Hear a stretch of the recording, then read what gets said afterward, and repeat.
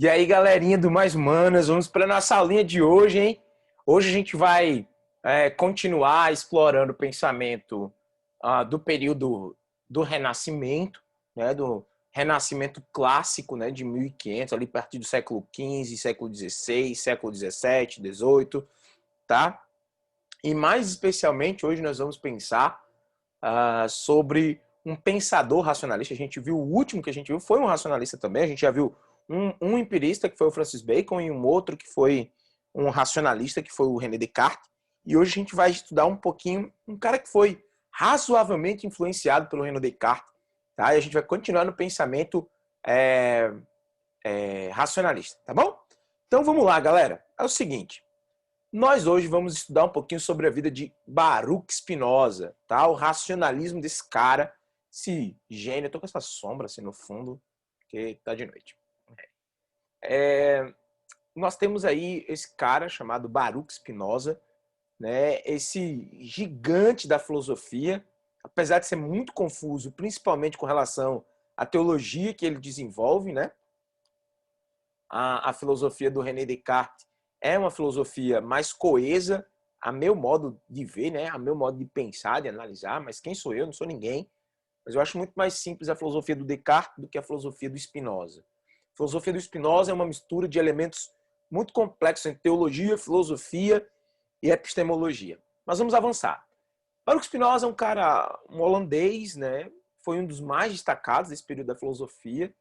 E ele, além de divagar nos campos da filosofia clássica, né, da filosofia epistemológica, racionalista, ele também foi um político. Né? Ele desenvolveu uma mentalidade política porque foi um dos defensores do liberalismo, né? Do nascente liberalismo, aquela concepção contrária às ideias do absolutismo de Estado. Mas, apesar de ter uma linguagem bem teológica, a sua família, que era uma família de judeus, queria que ele se transformasse num rabino. No entanto, ele acabou sendo considerado mais um ateu do que um teólogo. Ele acabou sendo expulso da sua comunidade em Amsterdã, expulso da sua cidade e da sua comunidade, da sociedade de judeus que ele fazia parte. Né? Mas é um cara que vai levar aí a gente a algumas reflexões. Vamos nessa. Bom, primeiro eu queria que vocês lembrassem o que é racionalismo. Racionalismo é a perspectiva filosófica que favorece, né, o conhecimento como mais importante, e a razão é o instrumento próprio do conhecimento, ou seja, a própria mente articula e organiza o conhecimento imediatamente. Tá? Não precisa de teste, não precisa de experimentação, a razão ela é suficiente para que o ser humano desenvolva o conhecimento. Tá bom? E aí, a partir dessa concepção de que é o próprio ser humano que desenvolve o conhecimento, tá? A partir da sua própria razão, ela é inata, o conhecimento se origina na própria razão. Né? O conhecimento ele tem a sua fonte, a fonte do conhecimento é a própria razão humana. As ideias sobre conhecimento, as ideias do pensamento são sempre ideias inatas, tá? E essas ideias, elas valem para a construção do conhecimento humano como um todo. Então, as ideias são inatas, o ser humano já nasce sabendo, pronto para o saber, enquanto que no empirismo, que é a corrente oposta, o ser humano vai adquirindo conhecimento. E a filosofia deve ser rigorosa, tal como o saber matemático, né? O saber matemático é um saber racionalista, porque ele trabalha com dedução lógica, com dedução do pensamento lógico. Seguindo esses princípios, né, a Spinoza desenvolveu suas ideias sobre filosofia, teologia e epistemologia, que é o que a gente vai ver na aula de hoje, senhoras e senhores. Bom, vamos lá. A principal influência desse movimento racionalista é o Platão, que é a ideia de que através da razão nós conhecemos a verdade primeira, a verdade máxima, né, a verdade limpa das coisas. Nós não dependemos da natureza para conhecer nada, nem tampouco dos cinco sentidos. O corpo seria um obstáculo e o verdadeiro conhecimento, como a gente viu lá no quarto ponto, também aqui ao lado, né, seria a base do conhecimento matemático, que comprova que existem conhecimentos que são verdadeiros, independente da nossa prova sobre eles. Ok? Baruch Spinoza é um homem diferenciado porque ele gera a sua filosofia a partir da concepção da razão sobre Deus. Deus e a razão, Deus e o livre-arbítrio são as principais temáticas de Baruch Spinoza. cabia uma vírgula ali, a razão, Deus, vírgula, e o livre-arbítrio do homem, tá bom? Gente, o foco da filosofia de Baruch Spinoza é pensar a existência do ser humano como sendo um todo integrado. Quando ele começa a dizer que tudo que existe é um todo integrado e as coisas não são separadas umas das outras de fato, ele vai dizer que o próprio Deus, na verdade, é o tudo, tá? Deus, matéria e mente seriam uma coisa só. Três aspectos de uma mesma substância. E é exatamente por causa dessas ideias que Baruch acaba sendo escorraçado, excomungado da sua comunidade de fé, também da própria cidade onde vivia, como a gente comentou agora há pouco. Por quê? Porque na cabeça de Spinoza, Deus é importante. Mas Deus não é importante como os cristãos pensavam, nem tampouco como os judeus pensavam propriamente. Deus não era uma entidade separada do mundo, mas ele era o próprio mundo em todas as suas dimensões. Então, Baruch Spinoza desenvolve uma mentalidade sobre Deus que era comum naquela época ainda, sob a influência ainda da patrística, da escolástica. Os homens pensavam, os grandes filósofos pensavam muito ainda a questão e a importância, a relevância de se pensar essa pessoa chamada Deus, essa entidade chamada Deus, certo? E para Baruch Spinoza, Deus não seria uma pessoa, como que a fé cristã, a fé judaica acreditavam. Deus seria apenas um mesmo componente, ele é o sustentador, a existência primeira de todas as coisas, né? Ele seria uma espécie de panteísta, né? Panteísta, pan de totalidade, de todo e completo, a mesma desinência de pandemia, tá certo? E aí teísta, ou seja, Deus está em tudo, panteísmo, tá? Teísmo de tel, de Deus, ou de divindade. Então ele entendia que Deus estaria em tudo, em todas as coisas, em todos os aspectos, e ele seria, por natureza, a essência de tudo o que existe, das coisas animadas até as coisas inanimadas, de tudo aquilo que acontece, independente ou dependente do ser humano, seria Deus, tá bom? Então Deus seria a própria existência. Deus seria o tudo que existe, tá? Então seria o panteísmo de Spinoza, né? Bom, quando ele começou a pensar sobre isso, entendia que tudo na natureza é Deus e Deus é toda a natureza, tudo que existe era a natureza. Como a natureza tem leis, Deus também tem leis.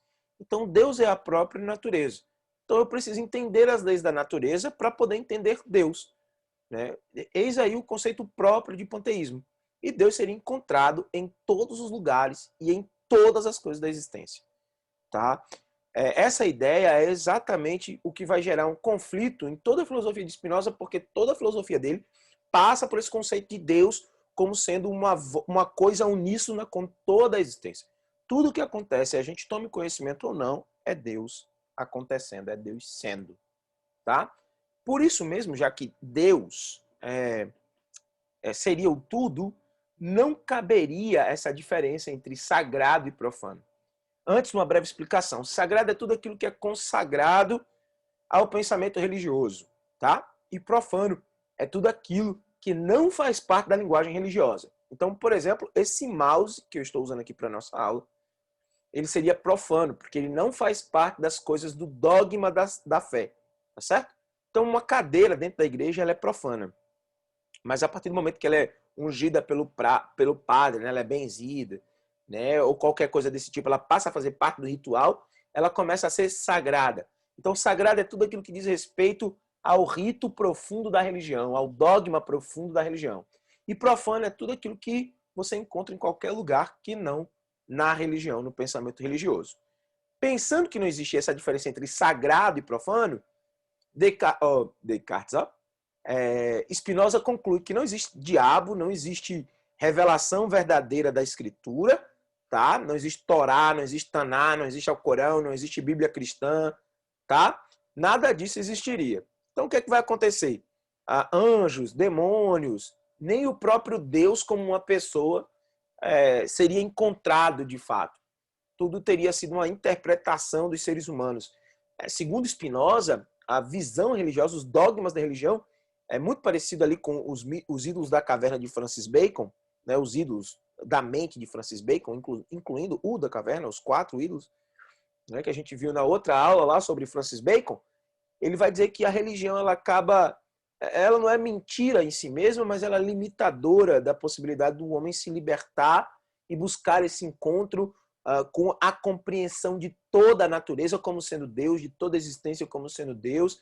Isso acabaria limitando esse homem a experimentar uma vida mais madura, uma vida mais consciente, uma vez que tudo que acontece fatalmente aconteceria porque está tudo mecanicamente pré-determinado pelas leis da natureza, pelas leis das relações entre espaço e tempo. Não existe uma separação real entre sagrado e profano, Deus, natureza, existência. Tampouco não há uma diferença substancial entre matéria e pensamento, corpo e mente. O ser humano ele seria uma substância total e inteira. Assim como o Deus, na visão de Spinoza, existe, o ser humano existe também fazendo parte desse todo. Tá? O ser humano existiria fazendo parte desse todo existencial. Então, matéria e corpo, corpo e mente são substâncias, substratos da mesma matéria, da mesma coisa pensante no caso do ser humano e também no caso de Deus.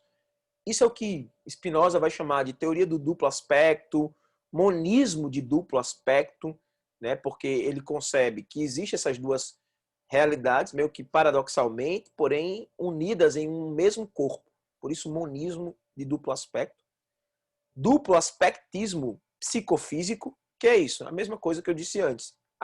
A mesma ideia, são 4 expressões diferentes para se referir à mesma ideia, que é a concepção de que nós existimos numa unidade básica com um todo.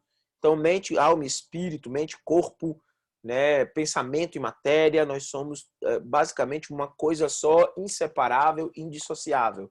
Por isso a ideia de duplo aspectismo, né? Nós somos apenas aspectos de nós mesmos. Então, nós temos o aspecto mental, o aspecto físico da nossa existência, o aspecto da mente, o aspecto do corpo, porém inseparáveis. Muito parecido, até certo ponto, com a perspectiva dos epicuristas, lá da filosofia helenista. Aliás, ele tem elementos tanto dos epicuristas quanto dos estoicos ali por trás das ideias dele. Se vocês forem prestar um pouquinho de atenção, vocês vão perceber que isso é real. Eu estou me sentindo a história do Peter Pan com aquela sombrinha ali atrás de mim, né? Bem diferente. Mas vamos lá, né? Então, já que nós somos esse amontoado de corpo e mente, nós somos inseparáveis. Nós não somos negociáveis. A nossa existência ela é uma só com todo o plano da existência. Nesse sentido, nós também somos deuses. Na verdade, nós também somos parte de Deus. Né? Tudo é uma só coisa em toda a existência. É assim que Spinoza via Deus, a natureza, as leis da natureza e nós, seres humanos, bem como todas as coisas existentes dentro de toda a natureza. Isso não é um aspecto comprovável, lembra que a gente está falando sobre ideias.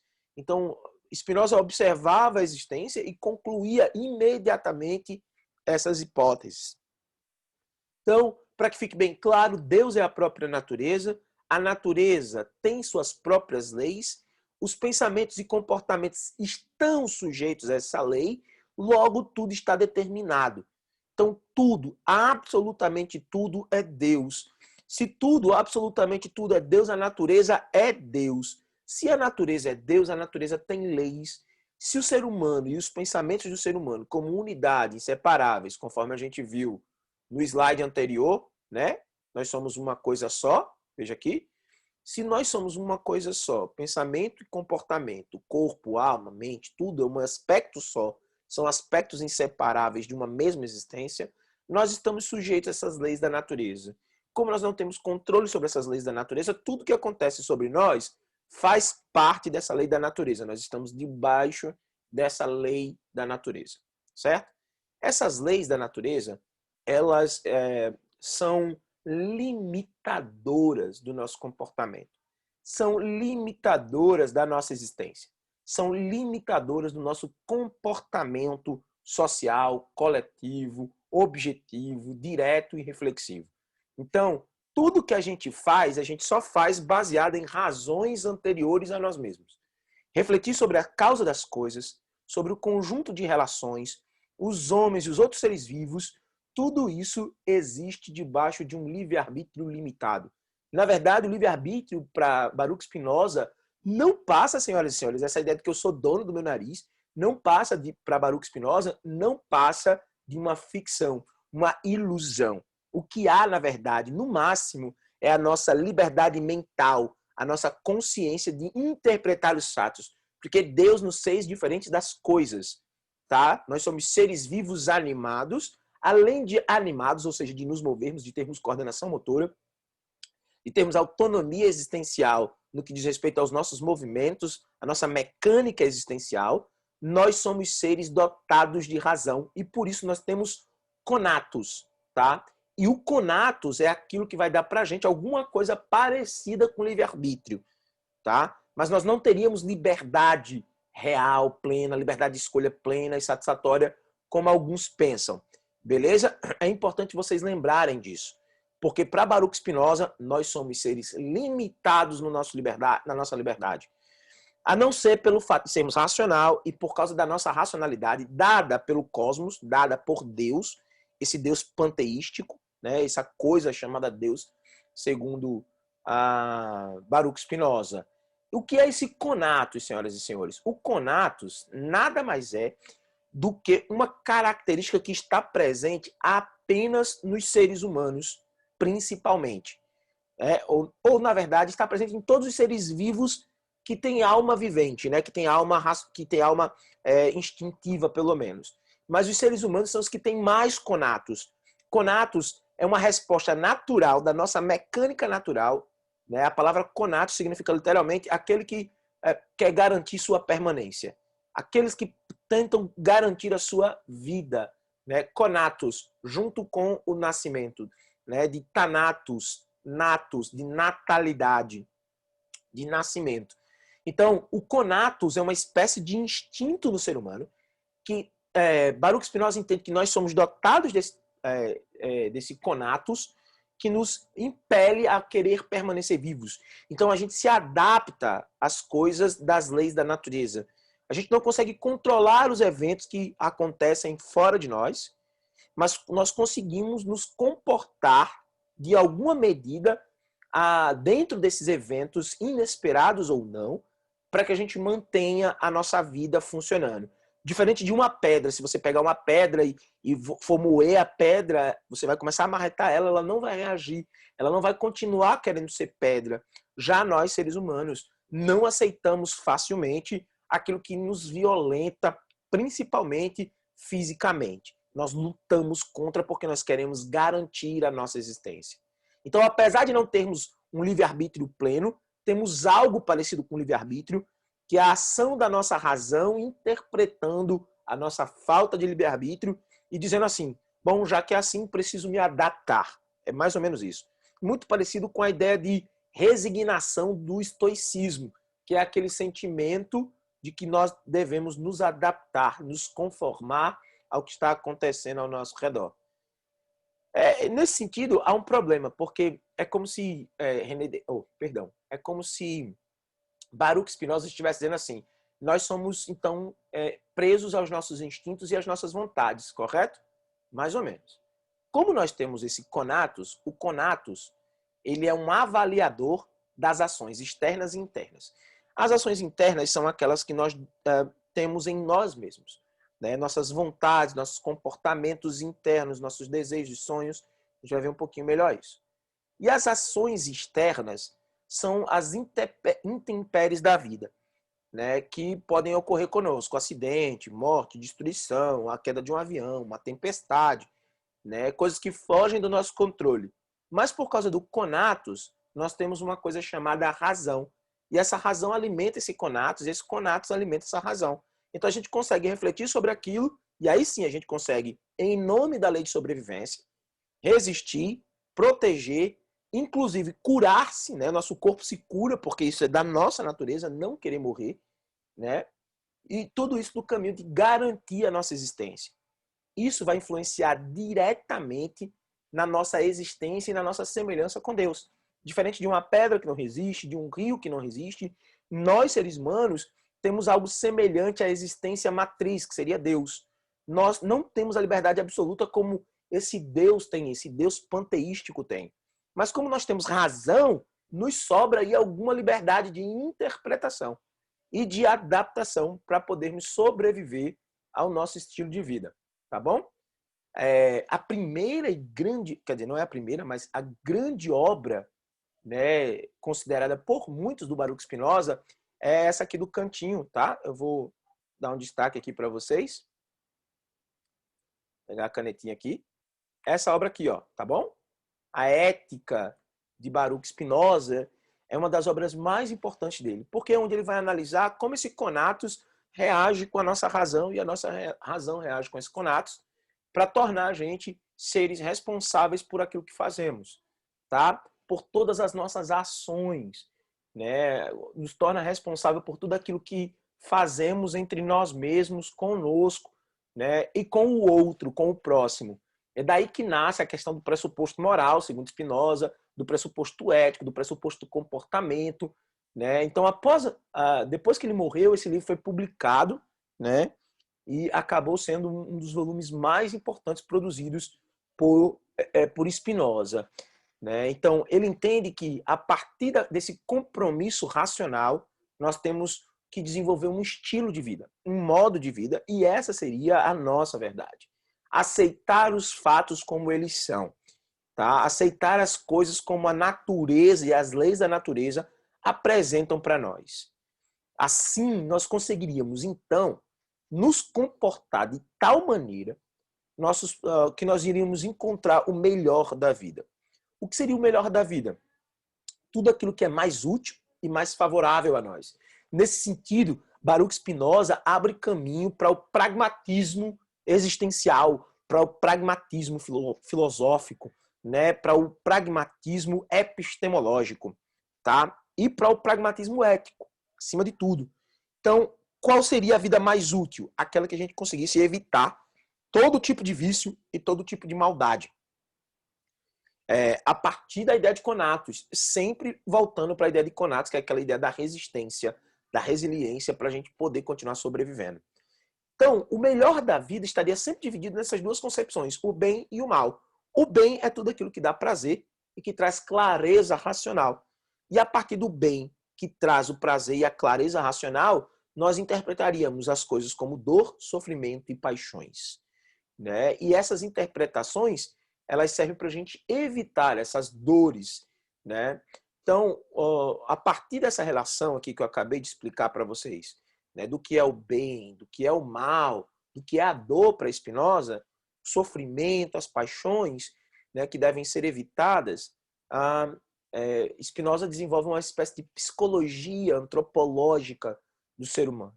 Ele entende que o ser humano é dotado de emoção e de paixão. Mas o que é a emoção? Apenas uma reflexão do nosso pensamento. Apenas uma reflexão sobre o que acontece ao nosso redor. Então, se a gente se ligar ao pensamento a coisas tristes, nós teremos boas emoções. Se nós ligarmos o nosso pensamento a coisas alegres e memoráveis, nós teremos uma emoção positiva. Já a paixão, ela é uma espécie de caos generalizado do espírito humano. Uma perturbação angustiante do espírito humano que deve ser evitada a todo custo.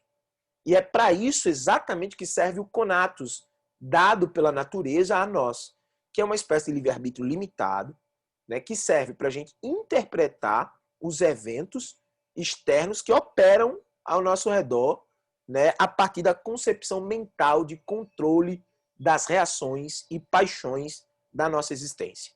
Então, eu preciso controlar o que acontece lá fora, chuva, tempestade, morte, dores, desgraças, guerras, e me comportar a partir do conatus, tentando fazer de tudo possível nesse instinto de sobrevivência inteligente, racional, para controlar as minhas reações e as minhas paixões, que são os nossos comportamentos desordenados, segundo Baruch Spinoza. Tá? Então, para Baruch Spinoza, nossa mente ela se decorre de um processo, de um determinismo psíquico muito forte, muito parecido com a relação que o Freud vai apresentar para nós da racionalidade da mente, né, com relação aos instintos mais primitivos, as pulsões mais primitivas que Freud vai apontar na sua psicanálise, que é a ideia de que nós temos o id, o ego e o superego. Nós temos uma guerra do nosso subconsciente, né, de pulsões e desejos, tanto sexuais, quanto para a vida, quanto para a morte, né, que é a sacada do Freud. E assim como Freud deve ter bebido ali de Baruch Spinoza, né, sai também em Freud, e eu acredito, a academia acredita que tem muita associação com o que Baruch Spinoza ensina sobre controlar as paixões, que seria o papel aí da relação entre o ego e o superego, controlando aí as nossas paixões, né? Então, senhoras e senhores, não se esqueça de revisar essa aula, tá? Hoje nós vimos o racionalismo de Baruch Spinoza, uma concepção, né, de uma racionalidade pautada na ideia de panteísmo, né?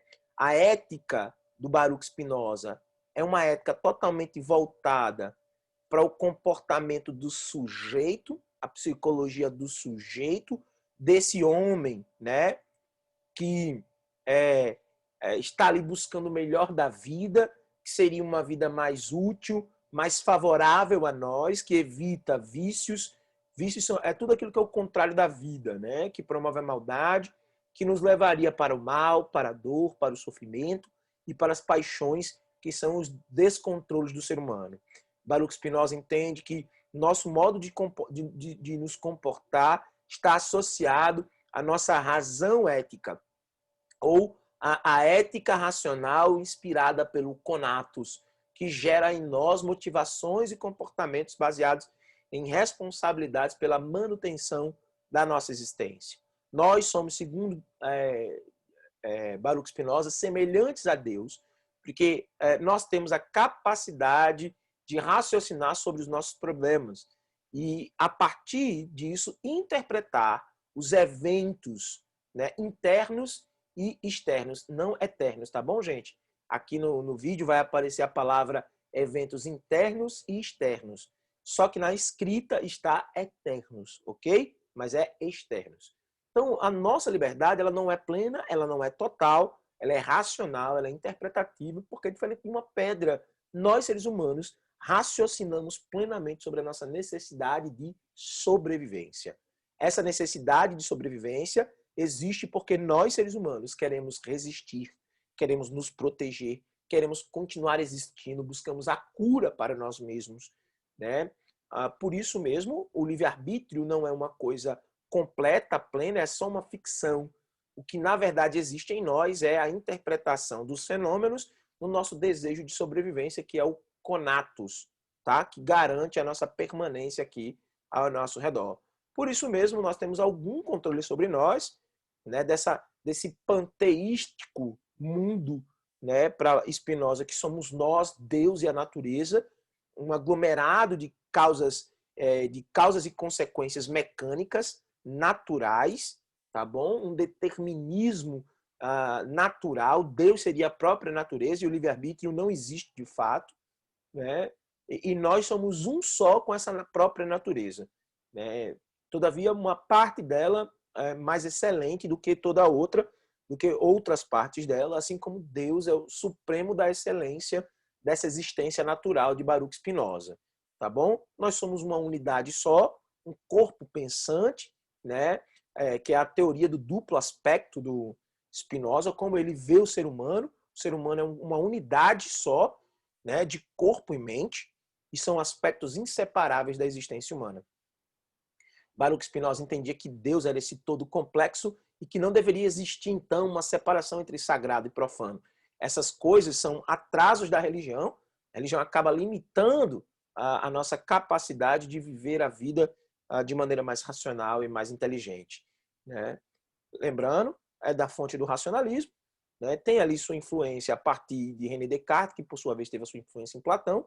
Baruch Spinoza foi o nosso filósofo de hoje, esse racionalista holandês que contribuiu muito com a psicologia, com a antropologia, com a teologia, né, e com os aspectos da filosofia racionalista de modo geral. Muito obrigado pela atenção de vocês, tá, senhoras e senhores? Espero que vocês tenham gostado da nossa aula de hoje. Simples, prática e objetiva. Até mais, senhoras e senhores. Não se esqueça de revisar nosso conteúdo, beleza? Aquele abraço.